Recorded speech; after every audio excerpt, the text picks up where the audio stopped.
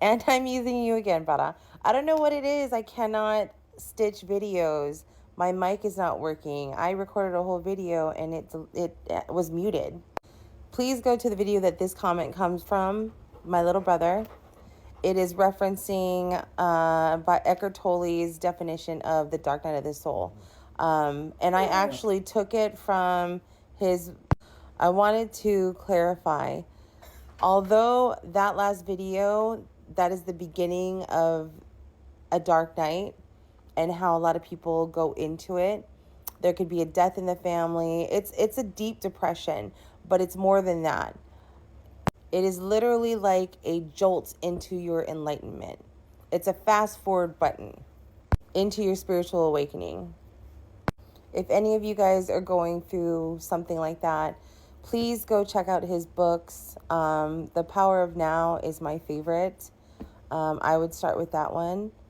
But if this resonates for you in any way, I'm telling you, please, I'm asking you, please go check him out. When we talk about an awakening, it is your body, your mind, the things that you have gone through in past lives that are awakening into you in this life, and the new lessons that you're learning as well. The way I could describe it for myself was it's like having your fingertip on something and knowing that it's there, but not completely comprehending exactly what you're trying to grasp. And then when I read his books, I could wrap my whole hand around it. I completely understood it. It fulfilled that need, that itch that I had within my mind, my heart, and my soul. That thirst for knowledge and understanding the world around us. And finally knowing that it is not external, it is internal. The world is within you. We are the world. God, I sound like Michael Jackson. We are the world. Okay, I'm getting off subject. But it's true. I know I sound very hippity-dippity, but we are all connected. And that's why mirrors happen. We all mirror one another.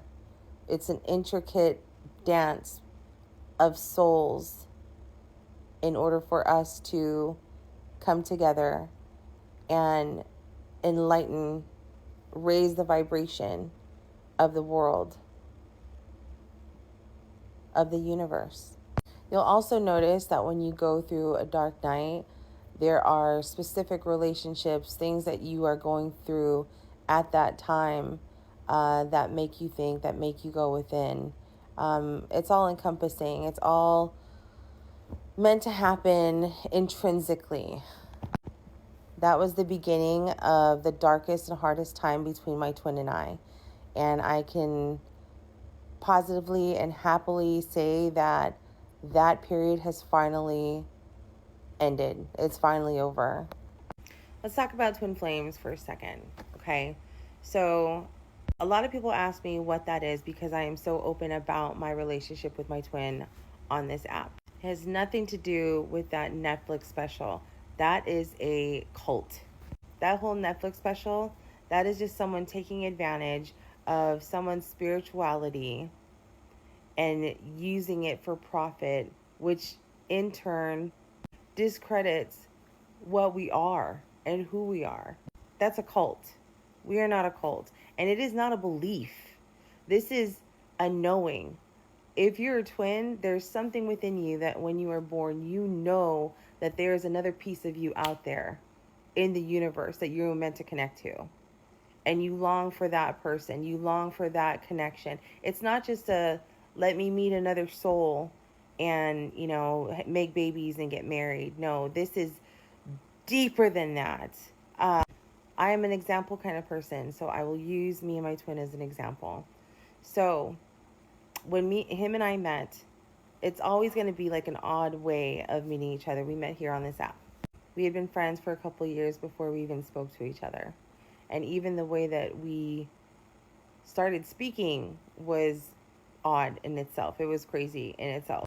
You meet your twin in the most unexpected ways. It was immediate. The moment that we started talking, we knew that this was bigger than us. And you continue on with your day to day, your work life, your business life, you do all the things that you need to do. But while you're doing those things, you're constantly thinking of that person. This is not limerence. Twin flame relationships are not limerence.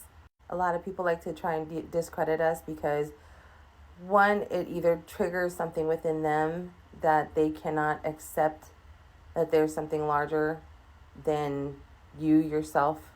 The fact that they don't have that kind of connection, or they just simply don't understand, and that's okay too. But all the while I was going through my dark night, I was also connecting with my twin.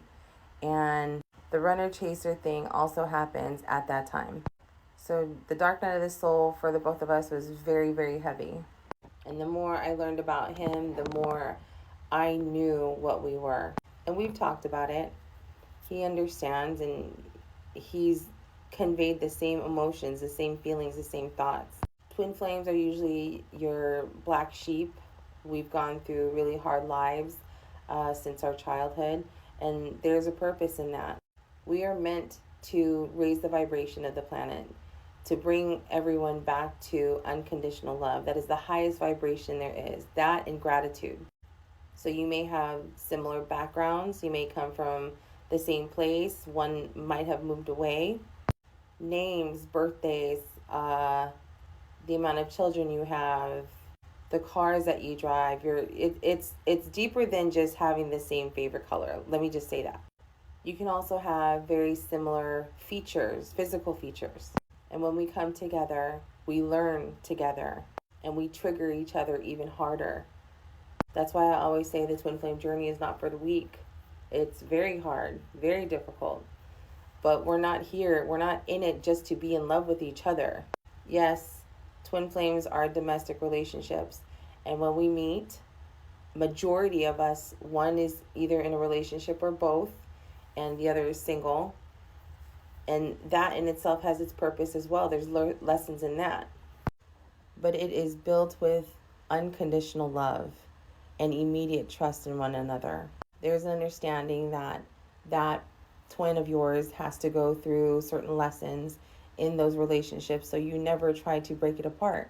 You are just there to go back and forth and learn from one another. Prior to coming into this life, we agreed to split apart and live separate lives and find each other when we become adults. It kind of speeds up the process to learn all the things that we need to learn, all the lessons. There's also typically an age gap between twin flames. There's an age gap with me and my twin. And the reason being is one twin stays behind while the other goes into this life and starts learning the lessons, while that twin that is behind is guiding you from the other side. And when the other twin is born, it reverses. That's why the divine feminine is the more spiritual and the divine masculine is more earthbound mentality, 3D. But the divine masculine is always open to the concepts and understanding that there's something bigger than just the 3D life. They just don't understand it yet. That is the divine feminine's job to help them. We all go through the runner-chaser dynamics in a twin flame relationship, and there's a purpose in that. We trigger one another to look within, to see the mirrors that we show each other, and it can always switch up. So the divine masculine is typically the runner, but the divine feminine can also become the runner as well. People like to classify twin flames as New Age. We are not New Age. Look up Shakti and Shiva. Look up Pluto's Symposium. Adam and Eve. The Chinese red string of fate. If you look through history, we have been here since the beginning of time. I'm not saying that we're better than anybody. We're not. Everybody has a different gift. Everybody has a different life path journey. But at the end of the day, we are all here to help one another. Look at our world right now. Why do you think so many spiritual people are speaking up? So many twin flames coming out. It is our purpose. We were born at this time for this reason. It is bigger than the 3D, than you and I and your egoic belief. It is love.